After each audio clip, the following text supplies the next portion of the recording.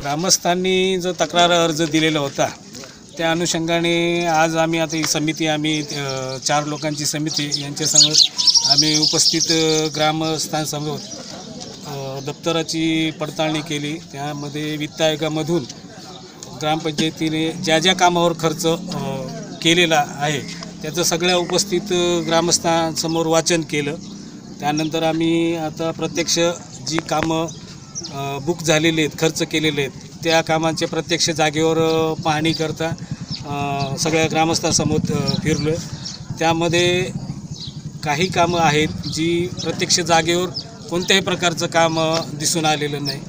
हे मागच्या पंचवार्षिक योजनेमध्येच केलेलं आहे, पण आता सध्या हे कामं केलेले नाही आणि सार्वजनिक विहिरीला तार कुंपण करणे हे काम झालेलं नाही। सार्वजनिक विहिरीला जाळी बसवणे हे सुद्धा काम झालेलं नाही। विहिरीला खोलीकरण करणे हे सुद्धा काम झालेलं नाही। सार्वजनिक विहिरीला कोबा करणे याची रक्कम आहे 65,000। ते मागच्या पंचवार्षिक योजनेमध्येच केलेलं आहे, पण आता सध्या ते काम केलेलं नाही, पण ते फक्त दाखवलं गेलेलं आहे।